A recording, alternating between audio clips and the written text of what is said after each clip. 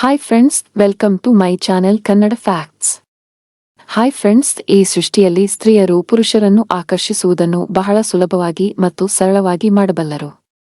ಏಕೆಂದರೆ ಪ್ರಕೃತಿ ಸಹಜವಾಗಿಯೇ ಪುರುಷರನ್ನು ಆಕರ್ಷಿಸುವ ಶಕ್ತಿಯನ್ನು ಸ್ತ್ರೀಯರಿಗೆ ನೀಡುತ್ತದೆ. ಆದರೆ ಇಲ್ಲಿ ಕೇವಲ ಪುರುಷರು ಮಾತ್ರ ಸ್ತ್ರೀಯರಿಗೆ ಆಕರ್ಷಿತರಾಗುತ್ತಾರೆ ಎಂದು ಭಾವಿಸುವುದು ತಪ್ಪಾಗುತ್ತದೆ.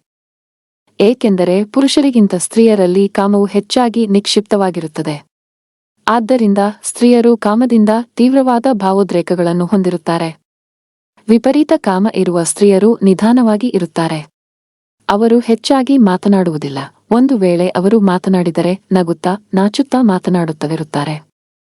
ಏಕೆಂದರೆ ಅವರಲ್ಲಿ ಇರುವ ಅಧಿಕ ಕಾಮದಿಂದಾಗಿ ಪುರುಷರಿಗೆ ಆಕರ್ಷಿತರಾಗಿ ಹೆಚ್ಚಾಗಿ ನಾಚುತ್ತಾ ಇರುತ್ತಾರೆ. ಕೆಲವು ಸ್ತ್ರೀಯರು ಪುರುಷರಲ್ಲಿ ಆಸಕ್ತಿಯೇ ಇಲ್ಲದಂತೆ ವರ್ತಿಸುತ್ತಾ ಇರುತ್ತಾರೆ.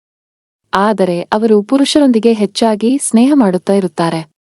ಪರ ಪುರುಷರೊಂದಿಗೆ ಸಂಬಂಧಗಳನ್ನು ಇಟ್ಟುಕೊಳ್ಳುವ ಸ್ತ್ರೀಯರೆಲ್ಲರೂ ವಿಪರೀತ ಕಾಮವನ್ನೇ ಹೊಂದಿರುತ್ತಾರೆ.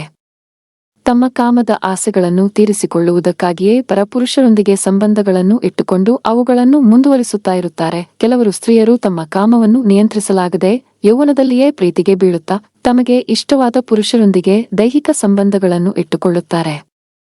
ಮೇಲ್ನೋಟಕ್ಕೆ ಮಾತ್ರ ಪ್ರೀತಿ ಎಂಬ ಬಂಧವನ್ನು ಅವರೊಂದಿಗೆ ಹೊಂದಿರುತ್ತಾರೆ.